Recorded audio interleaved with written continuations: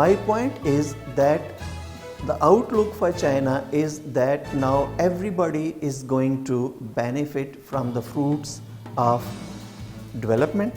Every region is going to be uplifted, and also China is not focused only on produce, sell, but also China is focused more on innovation, on ecological development, on sharing the benefits with others. So these new aspects in Chinese development will be beneficial for China's people as well as for the global community.